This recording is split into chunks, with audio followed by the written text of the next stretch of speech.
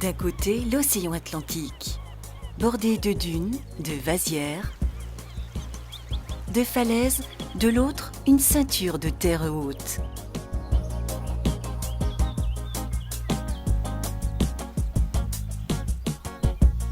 Des terres humides traversées par des fleuves et des canaux qui débouchent sur une baie où se marient tous les jours d'importants volumes d'eau salée et d'eau douce.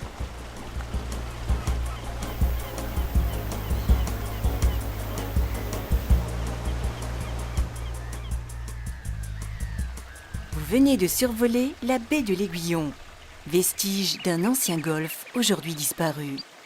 Bienvenue en Marais Poitevin.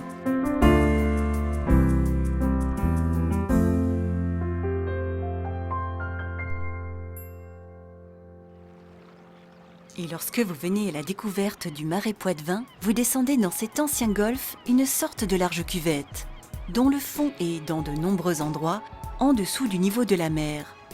Territoire unique par ses paysages contrastés, vivants, dynamiques, habités, visités. Mais retenez bien cela, il vous serait impossible d'être ici aujourd'hui sans les immenses travaux réalisés au fil des siècles et sans l'intervention quotidienne et permanente de la main de l'homme. Je vous explique. Donc, il y a bien longtemps, ce golfe n'était que vasière, marécage, qui subissait la submersion croisée des eaux terrestres et du flot des marées.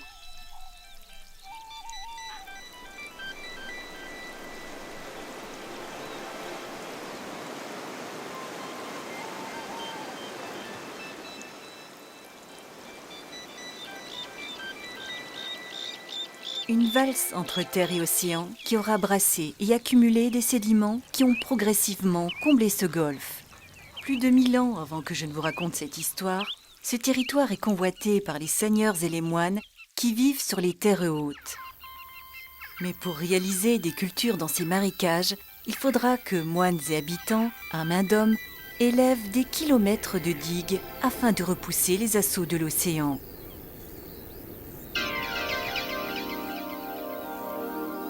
À vélo, à pied ou en voiture, avec un peu d'attention, vous pourrez visualiser ces digues de front de mer fondues aujourd'hui dans le paysage. Bien sûr, depuis lors, elles ont été régulièrement entretenues et rénovées. Notre histoire continue.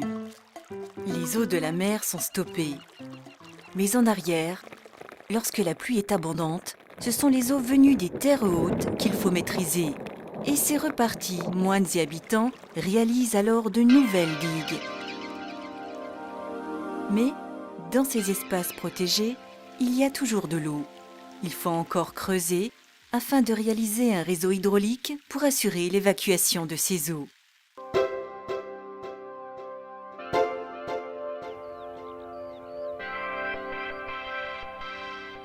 À l'extrémité des canaux principaux sont implantés des ouvrages d'évacuation que l'on nomme porte à flot.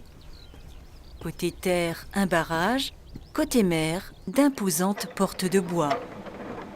Plus ou moins levé, le barrage permet de gérer les niveaux d'eau douce du canal. Progressivement, l'eau douce pousse les portes au fur et à mesure que l'océan se retire.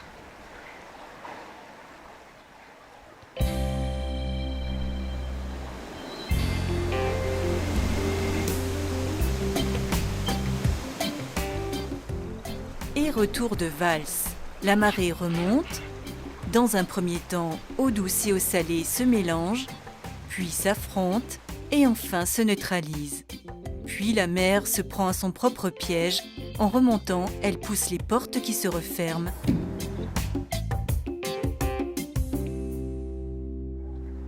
C'est gagné. De part et d'autre, les eaux sont maîtrisées.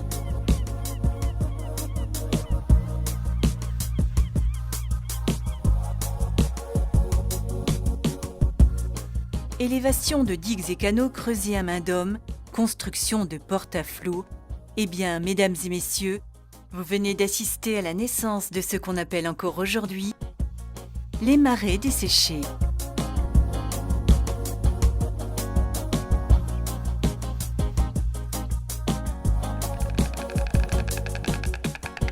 ce n'est pas fini, parce qu'en arrière de ces terres conquises, il reste des terres non aménagées qui sont inondables. Là encore, un chantier gigantesque. Une multitude de canaux et de fossés sont creusés. Des barrages successifs sont réalisés pour maîtriser le chemin de l'eau douce. Des arbres sont plantés pour aider au maintien des berges. Résultat, de beaucoup plus petites parcelles de terre, riches et propices au pâturage et au maraîchage. Sur ces réseaux hydrauliques, les hommes et les biens circulent en barque. Les marais mouillés sont nés.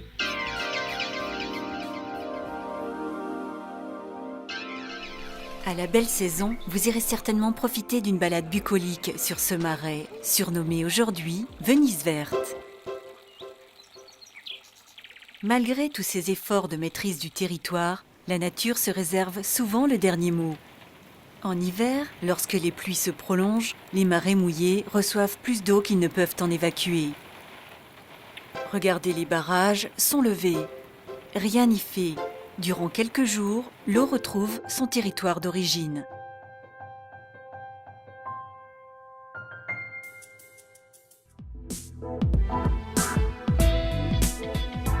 Donc à gauche, marais desséché.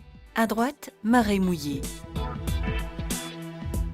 Un territoire global avec deux marais schématisés comme isolés l'un de l'autre. Eh bien non, l'eau est le lien vital entre ces deux marais. Et une fois encore, c'est l'homme qui décide.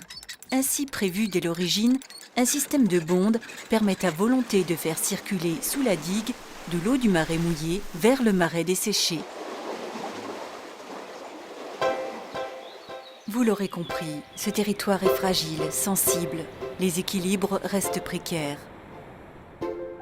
Nos activités contemporaines et les aménagements réalisés sur les terres hautes ont une influence directe sur les eaux de surface et les eaux souterraines qui se déversent dans le marais Poitevin. Encore plus qu'ailleurs, l'eau est ici un bien indispensable, précieux. Dans l'avenir, sa qualité, sa quantité seront deux éléments déterminants pour la sauvegarde des paysages et de la richesse biologique du marais, mais aussi pour la pérennité des activités économiques. Le marais Poitevin se doit donc de rester le royaume des eaux, des terres, des hommes. Bonne visite!